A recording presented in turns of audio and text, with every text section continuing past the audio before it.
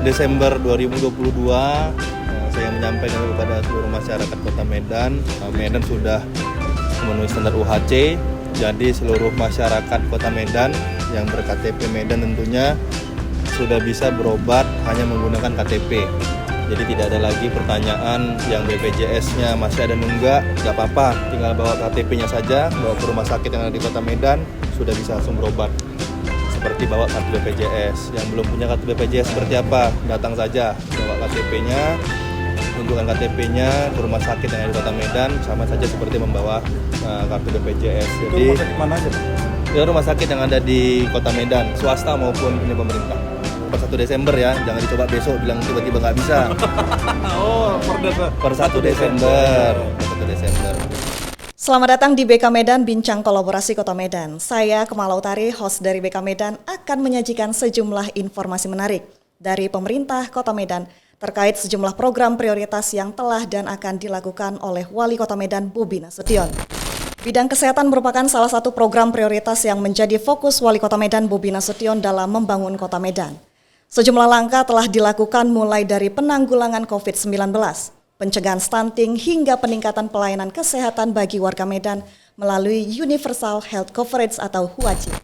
Terkini, Wali Kota juga telah mengumumkan bahwa mulai 1 Desember 2022, seluruh warga Medan berhak mendapatkan pelayanan kesehatan hanya dengan membawa KTP. Untuk mengulas lebih lengkap terkait pelaksanaan pelayanan kesehatan yang juga merupakan janji dari Wali Kota Medan ini, telah hadir bersama kami Kepala Dinas Kesehatan Kota Medan, Bapak Dr. Taufik Ririansah, dan Kepala Cabang BPJS Kesehatan Kota Medan, Ibu Sari Kuratulaini, yang akan berbincang dengan kita terkait pelaksanaan UHC. Baik, Pak Taufik, kita tahu bahwa kemarin Pak Wali Kota Bobi Nasution sudah mengumumkan bahwa per 1 Desember nanti masyarakat Kota Medan sudah bisa merasakan layanan kesehatan hanya dengan menggunakan KTP saja. Baik, Pak Taufik, bisa dijelaskan siapa saja sih sebenarnya yang berhak mendapatkan pelayanan kesehatan itu? Yang berhak mendapat pelayanan di UHC ini adalah seluruh warga Kota Medan. Tentunya dengan mekanisme yang sama dengan yang sebelumnya, bahwa yang hanya cuman berbedanya pada saat itu adalah perubahan dari penggunaan kartu BPJS menjadi KTP atau dengan NIK. Tetapi pada dasarnya masyarakat yang belum pernah memiliki kartu BPJS cukup hanya dengan KTP saja sudah bisa dilayani dengan pelayanan kesehatan yang ada di Kota Medan melalui skema yang sudah diatur sebelumnya. Nah, baik, lalu untuk alur pelayanannya sendiri itu seperti apa, Pak? Alur pelayanannya seperti biasa dengan rujukan berjenjang. Apabila si pasien datang ke puskesmas untuk pengobatan dasar, dengan KTP saja sudah cukup untuk dilayani. Dan apabila membutuhkan rujukan dengan diagnosa pasien harus dirujuk ke rumah sakit, tentunya akan dibuat rujukan dari puskesmas ke rumah sakit. Dan apabila emergensi tidak harus ke puskesmas, bisa langsung ke rumah sakit dengan KTP saja. Tentunya rumah sakit yang bekerja sama dengan BPJS. Rumah sakit, catatannya rumah sakit yang sudah menjalin kerjasama dengan BPJS. Ya, benar. Baik, lalu ada syarat-syarat khusus mungkin masyarakat yang bisa mendapatkan pelayanan UHC ini, Pak? Tidak ada syarat khusus, hanya NIK sesuai Hanya janji NIK. Bapak Wali Kota kita. Sesuai dengan apa yang dikatakan Pak Bobi. Ya. Baik, Pak Taufik, tahan dulu, kita beralih ke Ibu Sari Kuratulaini selaku Kepala BPJS Kota Medan. Ibu, Pemko Medan telah menjalin kerjasama dengan BPJS terkait program UHC di Kota Medan. Apa saja inti dari kerjasama tersebut, Bu, agar masyarakat bisa lebih memahami? Ya, Mbak Tari. Jadi UHC ini sebenarnya menggambarkan kondisi satu daerah yang penduduknya sudah minimal 95% itu punya jaminan kesehatan nasional. Baik. Yang dikelola oleh BPJS Kesehatan. Jadi artinya per tanggal 1 Desember kita sudah menandatangani perjanjian kerjasama dengan Pemko Medan bahwa Medan ini sudah 95,06% penduduknya sudah tercover di dalam JKN. Nah, artinya ke depan untuk peserta penduduk yang didaftarkan oleh Pemko Medan kepada BPJS Kesehatan itu bisa langsung aktif dan bisa diakses hanya dengan KTP atau NIK. Nah, sebenarnya untuk semua peserta JKN selama ini pun NIK atau KTP saja itu bisa mengakses pelayanan untuk peserta BPJS yang apakah dari pekerja, apakah dari ASN, itu memang sudah setahun terakhir ini kita menggunakan KTP. Jadi ini dengan UHC ini memperluas ya, mempermudah bagi tadi disampaikan Pak Kadinkes yang belum mempunyai BPJS karena kesulitan ekonomi, mungkin dia tidak mampu membayar, maka bisa didaftarkan oleh Pemko Medan dan langsung aktif. Itu perbedaan dari sebelumnya. Baik, ini lebih mempermudah masyarakat seperti itu berarti ya Bu ya. Peranan konkret sendiri dari BPJS terhadap program UHC Bu, seperti apa? Kami ditunjuk oleh pemerintah sebagai penyelenggara. Baik. Ya, kami Badan Penyelenggara Jaminan Sosial Kesehatan untuk program JKN, Program Jaminan Kesehatan Nasional.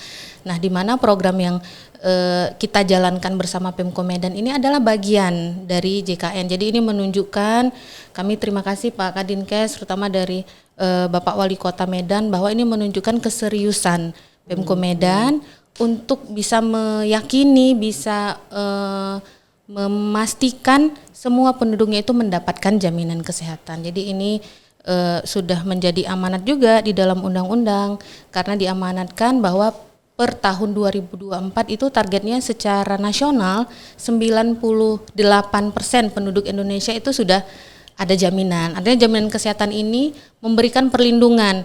Sakit itu kan datangnya mendadak ya. Tidak direncanakan. Betul, tidak direncanakan, tidak permisi dulu langsung sakit. Nah, dengan adanya perlindungan ini, adanya jaminan kesehatan ini, masyarakat menjadi lebih tenang. Oh, ketika saya sakit, saya sudah dapat jaminan. Artinya yang risiko finansial yang harus ditanggung oleh masyarakat ketika sakit itu sudah lebih minimal. Begitu. Baik Ibu Sari, kalau tadi disinggung mengenai angka persentase sudah mencapai 96% ya yang tercover. Kalau secara jumlahnya itu ada berapa ratus ribu masyarakat mungkin Bu yang sudah tercover? Ya, dari 2,5 juta penduduk Medan sudah sekitar 2,4 juta yang tercover. Baik. Ibu, pelayanan apa saja yang bisa kita dapatkan dari pelayanan UHC ini sendiri, program UHC ini? Nah, ini tentunya mengikuti ketentuan yang ada di dalam Jaminan Kesehatan Nasional, ada perpresnya yang mengatur. Jadi yang dijamin adalah semua jenis penyakit yang memang sesuai dengan indikasi medis. Nah, mulai dari pelayanan dari fasilitas kesehatan tingkat pertama di puskesmas, di klinik swasta, dan apabila diperlukan rujukan maka dirujuk ke rumah sakit. Dalam kondisi emergensi bisa langsung ke rumah sakit. Ini ya yang harus kita pahami sama-sama, langsung ke rumah sakit itu ke UGD emergensi. Jadi artinya kalau sakit yang ringan gitu ya, demam biasa yang tidak perlu perawatan emergensi, karena emergensi itu adalah sakit yang kalau tidak segera ditangani akan menimbulkan kematian atau menimbulkan kecacatan. Jadi ketika sakit seperti itu emergensi langsung ke rumah sakit, tetapi kalau tidak maka tetap dengan mekanisme rujukan. Nah, ada beberapa pelayanan kesehatan yang tidak dijamin dalam JKN. Apa aja itu, Bu?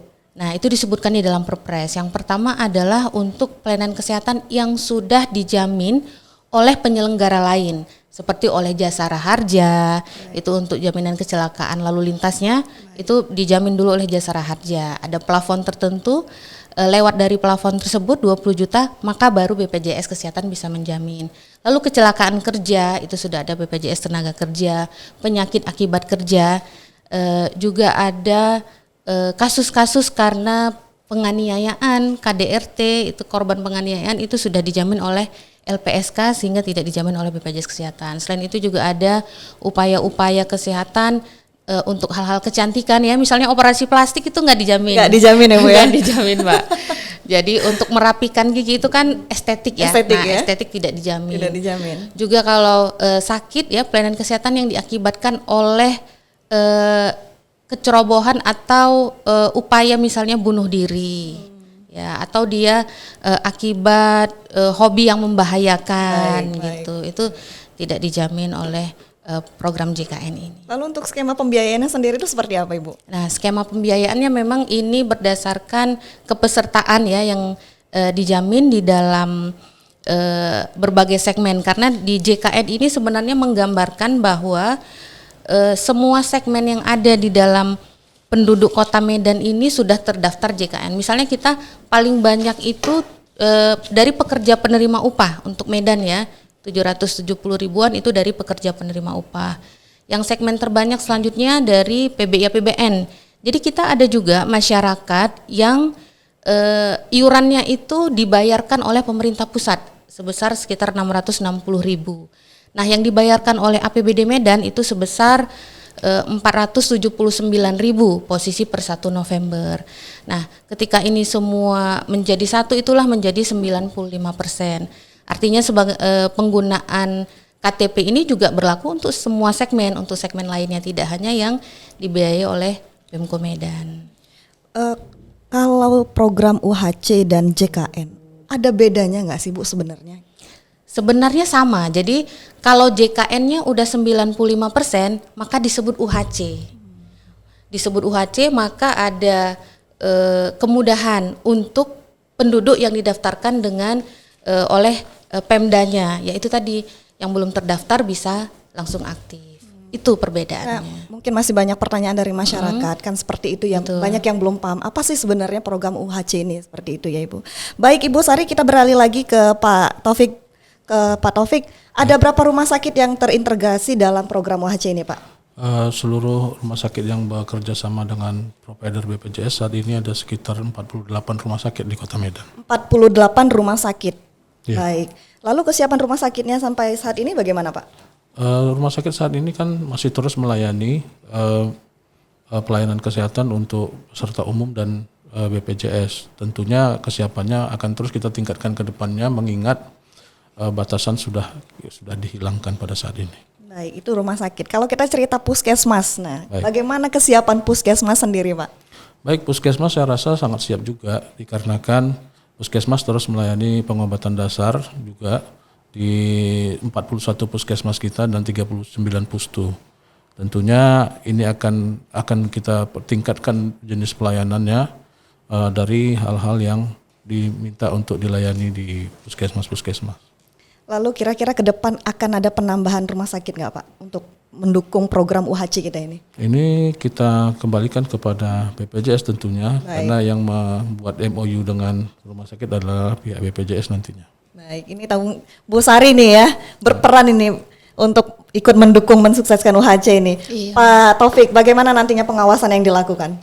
Tentunya pengawasan yang utama adalah terlayaninya masyarakat dengan KTP. Bahwa tidak ada penolakan di rumah sakit dan di puskesmas terhadap masyarakat kita yang berobat dengan menggunakan KTP. Sementara ada pun pelayanan yang membutuhkan KTP, ada pun prasyarat setelah KTP itu akan dilengkapi oleh pihak puskesmas sendiri seperti kalau kita minta indikasi rujukan, dia harus ada surat indikasi rujukan yang akan dikirim formatnya oleh BPJS ke puskesmas. Itu petugas puskesmas lah yang mengkoordinasikan dengan BPJS agar segera diaktifkan. Yang masyarakat pokoknya tetap hanya dengan NIK saja. Tetap dilayani dengan NIK, Iya. hanya dengan NIK. Pak, kalau nanti masyarakat menjumpai kendala di lapangan dalam pelayanan, kira-kira bisa mengadukan kemana sih Pak? Ada call center saya rasa 165 ya pada saat ini di BPJS secara langsung bisa mengadukan secara langsung kalau masalah kepesertaannya. Kalau masalah yang pelayanannya kurang memadai atau apa, kita tentunya akan mengadukan dengan sistem web span lapor tadi. Ada span lapor Ya. dan 165, call center 165. Ya, itu untuk BPJS apabila terhambat di pelayanan dengan KTP tidak bisa dilayani, tentunya mungkin ada yang paskes yang belum, walaupun sudah kita sosialisasi selama beberapa hari ini, setiap harinya mungkin ada yang belum terinformasi akan bisa ditangani dengan laporan call center 165 BPJS. Baik, Pak Taufik, kira-kira apa kendala yang hingga saat ini masih kita jumpai dalam suksesi program UHC? Kendalanya pada saat ini belum, karena belum jalan sebetulnya ya kan. Tetapi tentunya pasti ada nanti ke depan kendala yang ini. Salah satu kendala yang mungkin potensi adalah NIK itu sendiri. Masyarakat nanti tidak semua NIK-nya aktif atau online. Tentunya kalau NIK tidak online ini tidak bisa dilayani. Baik. Nah, jadi kepada masyarakat Kota Medan agar segera mengaktifkan NIK-nya dengan Dukcapil untuk bisa dilayani nanti ke depannya apabila memerlukan pelayanan kesehatan di Kota Medan ini. Baik, Pak Taufik dan Ibu Sari ya, kita tahu bahwa ini menjadi kabar gembira seperti itu ya bagi masyarakat Kota Medan. Namun di balik itu banyak juga pertanyaan-pertanyaan yang timbul dari masyarakat yang diajukan langsung ke medsosnya Pak Wali begitu. Nah ini ada beberapa pertanyaan yang sudah saya rangkum ini dari medsosnya Pak Wali. Kira-kira Bu Sari atau Pak Taufik yang akan menjawab. Ini dari wi_HSB. Pertanyaannya seperti ini, berarti kalau ada yang masih nunggak BPJS-nya, bisa berobat gratis kan Pak atau Bu? Gak harus perlu bayar tunggakannya, karena saya nggak sanggup lagi bayarnya. Ini siapa yang kira-kira mau jawab? Ibu Sari? Ya. Baik. Jadi kalau ada penduduk Kota Medan yang menunggak tidak sanggup untuk membayar lagi ketika kondisi membutuhkan layanan, misalnya kita bilang emergensi, tiba-tiba sakit yang parah harus ke UGD, nah itu silakan langsung ke UGD membawa NIK KTP ya, bisa KTP atau KK yang di situ tertera NIK-nya, maka dia bisa dilayani, dia bisa dapat pelayanan walaupun dia menunggak. Nah itu kuncinya, tetapi dengan syarat tadi selain yang NIK-nya Medan, dia juga harus bersedia ditempatkan di ruang kelas rawat kelas 3, tidak boleh naik kelas. Nah ini juga penting ya, karena ada juga yang berharap bisa naik kelas. Nah kalau dia bisa membayar naik kelas iur biayanya, berarti kan dia mampu, karena memang program ini ditujukan untuk masyarakat yang memang butuh akses layanan tetapi memiliki keterbatasan finansial. Jadi yang menunggak bisa dengan konsekuensi yang tadi itu, dia harus mau pindah ke kelas 3, tidak boleh naik kelas. Kalau yang mandiri ini kan boleh naik kelas 1 tingkat. Nah kalau yang ini tidak boleh naik kelas, itu filternya. Dan juga tunggakan ini tetap menjadi kewajiban peserta. Jadi bukan berarti Pemko Medan membayarkan tunggakan peserta menunggak, tidak. Tetapi ini untuk menjamin ketika yang menunggak ini tiba-tiba sakit, tidak bisa membayar, maka bisa dijamin oleh Pemko Medan. Tunggakan tetap harus dibayarkan dan ini tetap tercatat. Jadi kalau pesertanya itu mau balik ke peserta mandiri, itu minimal 12 bulan baru dia bisa balik ke mandiri. Dan tunggakannya harus dilunasi. Jadi ketika sudah beralih ya menjadi tanggungan Pemko, tetap diupayakan tunggakannya itu tetap bisa dibayar, bisa dicicil, itu tetap menjadi kewajiban peserta begitu. Ini juga sekaligus mungkin ya untuk peserta ya, penduduk dari segmen pekerja misalnya. Nah itu tetap tidak menggugurkan kewajiban pemberi kerja untuk mendaftarkan. Jadi walaupun dia punya NIK Medan tapi dia pekerja gitu kan ada badan usaha misalnya yang menunggak, itu tetap kewajiban badan usahanya, bukan artinya kewajiban badan usaha dialihkan ke Pemko Medan itu. Jadi ini untuk penduduk yang dia bukan dia pekerja bukan penerima upah gitu, dan atau dia tidak bekerja. Baik Ibu, tapi kalau kita sedang berada di luar kota dan punya KTP Medan, itu seperti apa Bu? Nah kalau di luar kota posisinya kalau untuk wilayah kantor cabang Medan ya, Binjai Langkat, kita juga sosialisasikan ke rumah sakit. Jadi kalau kondisi seperti itu mau mengakses untuk pelayanan yang UHC Medan ini, diinformasikan ke rumah sakitnya, saya belum terdaftar tapi saya pengen pakai yang dari Kota Medan yang bisa langsung aktif. Nah nanti rumah sakitnya akan koordinasi dengan BPJS, akan kita daftarkan. Tentunya ini kalau kondisi yang langsung ke rumah sakit itu kan kondisi emergensi. Begitu. Kalau emergensi dia sama seperti pelayanan JKN pada umumnya. Kondisi emergensi dengan identitas BPJS atau KTP-nya bisa akses ke seluruh rumah sakit yang bekerja sama dengan BPJS Kesehatan. Jadi tidak terbatas pada domisili, pada KTP, itu tidak. Kondisi emergensi bisa bebas di semua rumah sakit se-Indonesia yang bekerja sama dengan BPJS Kesehatan. Baik, masyarakat dipermudah tetap ya Bu? Iya. Baik, Pak Taufik, kayaknya ini pertanyaan ini memang ditujukan buat Bapak nih, dari Bang_Ahmed. Biasanya kalau gini ini yang mempersulit rumah sakitnya, yang kamarnya penuh lah, inilah, itulah. Gimana itu Pak kita menanggapinya Dinas Kesehatan? Baik, untuk ini memang permasalahan yang klasik ya, permasalahan yang memang sudah terus ada karena keterbatasan tempat tidur rumah sakit. Baik. Tapi tempat tidur rumah sakit ini pun ada aturannya tersendiri. Apabila dia penuh, memang si rumah sakit yang merujuk langsung ke rumah sakit yang tersedia di tempat sekitar terdekatnya itu yang bisa dirujuknya. Kemudian apabila di kelas layanan kelas 3 misalnya kosong, ya kan, penuh. Kalau memang di kelas 2 kan bisa ya Bu ya? Ya, jadi mungkin langsung ya.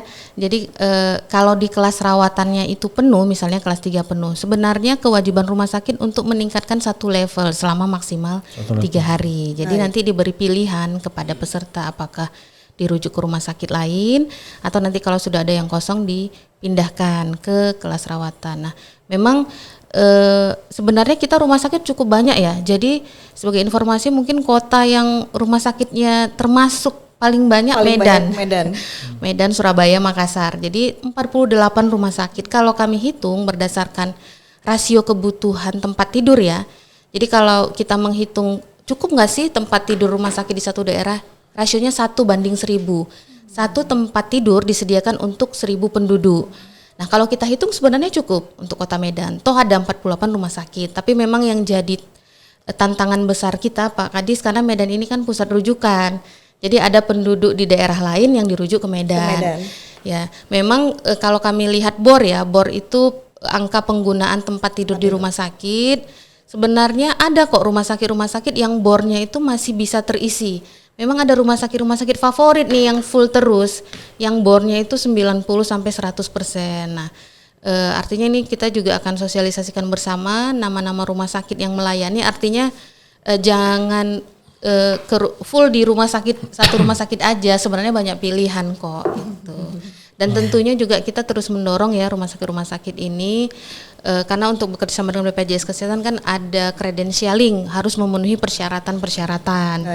Artinya harus bersedia mengikuti ketentuan regulasi yang ada. Jadi kita juga melihat itu supaya tidak menjadi keluhan di masyarakat. Baik, Ibu Sari, terima kasih untuk penjelasannya. Tapi ini kita masih membahas soal pertanyaan-pertanyaan dari masyarakat ya. Ini ada dari Anastasia Silalahi. Pak Bobi, selama ini kan pekerja dapat benefit dari kantor sebanyak 4% untuk BPJS Kesehatan dan 1% dipotong dari gaji pokok. Apakah peraturan ini akan dihapuskan karena warga Medan sudah bisa berobat dengan KTP? Nih siapa yang mau jawab nih?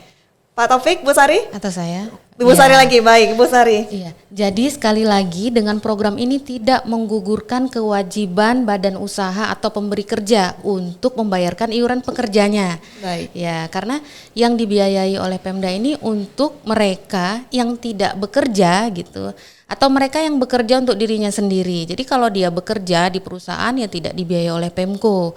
Jadi tidak menggugurkan kewajiban gitu. Jadi tetap untuk masyarakat yang dibiayai selama ini oleh perusahaan itu tetap menjadi kewajiban perusahaan. Nah, ini juga kemarin juga disampaikan oleh Pak Wali Kota bahwa para pengusaha ya, pemberi kerja, badan usaha itu tetap harus mendukung program ini dengan memastikan semua pekerjanya itu mereka daftarkan, mereka bayarkan iurannya. Jadi ini tidak mengalihkan kewajiban pengusaha kepada Pemko, tidak, justru mendorong ayo mana badan usaha yang masih belum semua pekerjanya dibayarkan iuran BPJS. Nah, ini didorong gitu. Justru bahkan di dalam perjanjian kerjasama disebutkan kalau ada badan usaha gitu ya yang tidak mendaftarkan pekerjanya, karena itu berarti tidak mendukung program UHC. Karena UHC ini kan terdiri dari segmen pekerja juga. Baik. Nah, kalau mereka tidak mendaftarkan berarti kan cakupannya berkurang. Jadi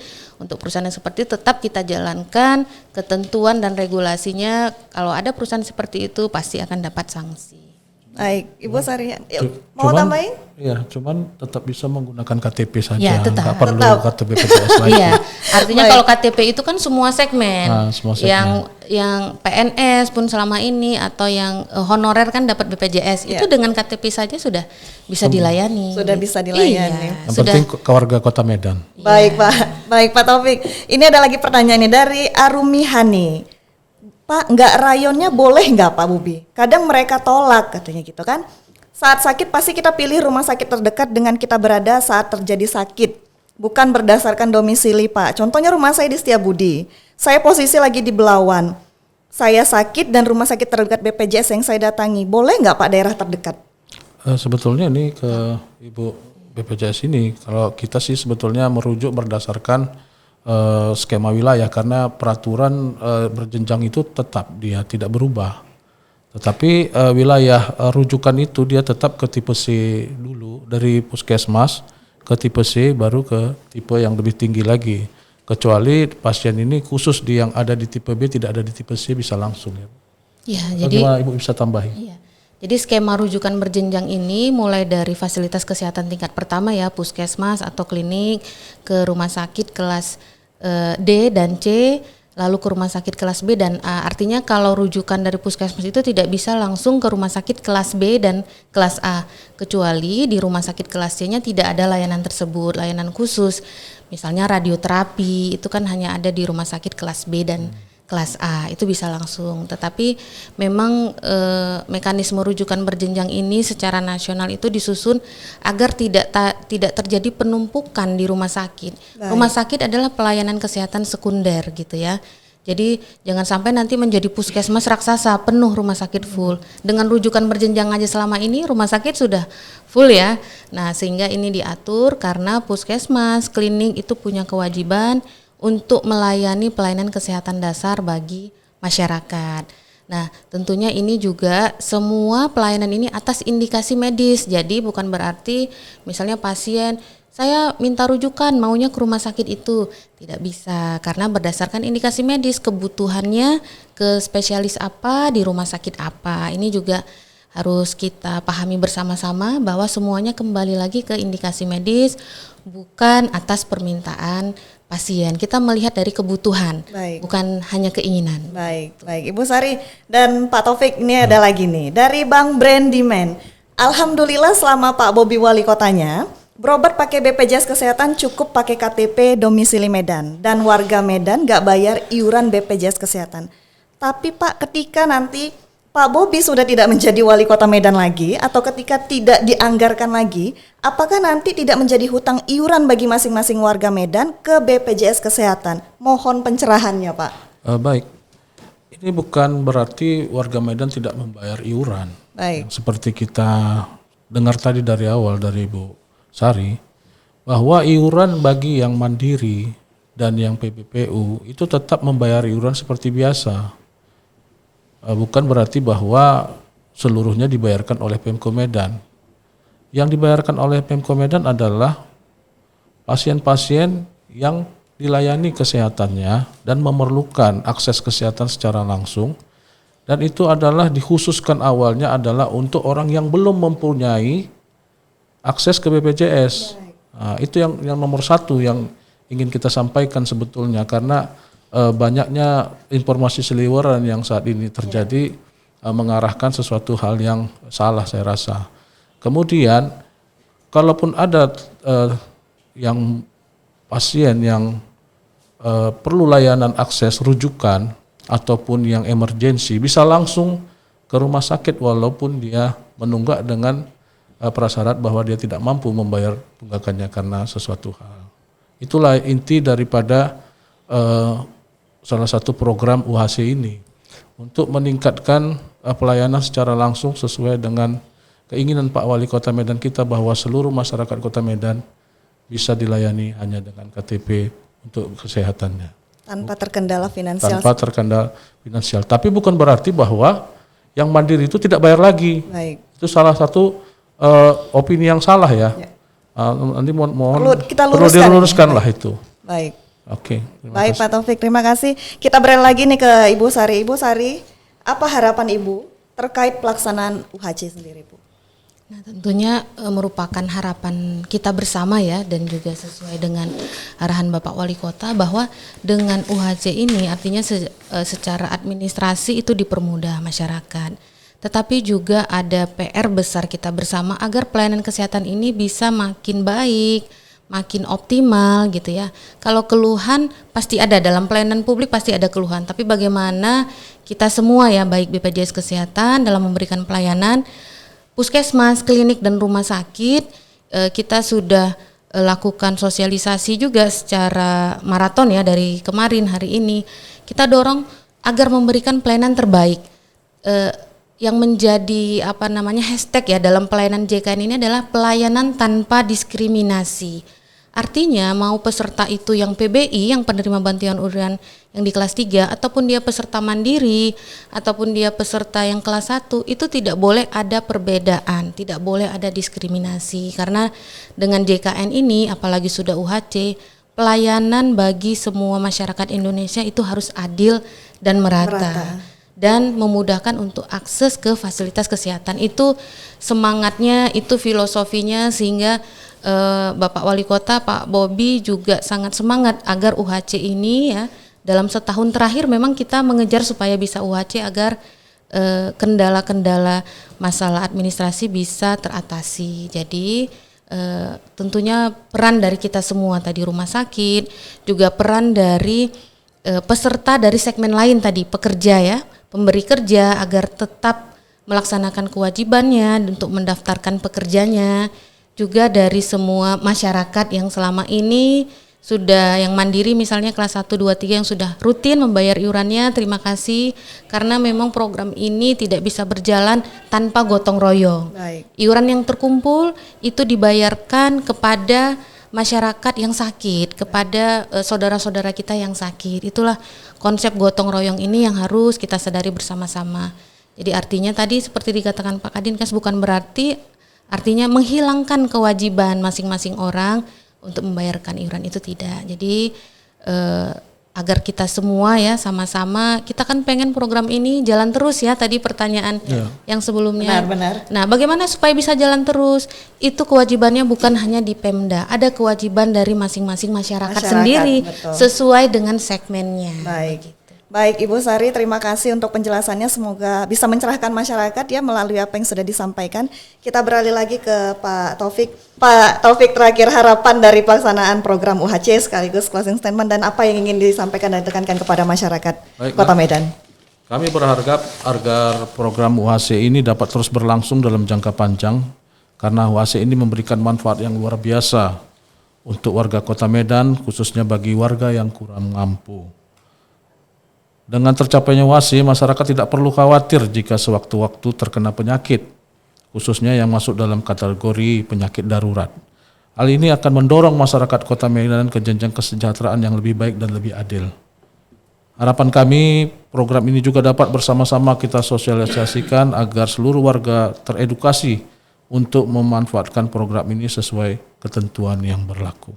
Terima kasih. Kita optimis program ini bisa berjalan dengan lancar ya Pak. Semangat berkolaborasi. Semangat. Terima kasih kepada Pak Taufik dan juga Ibu Sari yang sudah hadir bergabung bersama kami di sini. Semoga informasi yang hari ini dibagikan bisa mencerahkan masyarakat dan harapan kita seluruh warga Kota Medan mendapatkan pelayanan kesehatan dengan baik sesuai dengan apa yang kita impikan. Baik, terima kasih Pak Taufik dan Ibu Sari.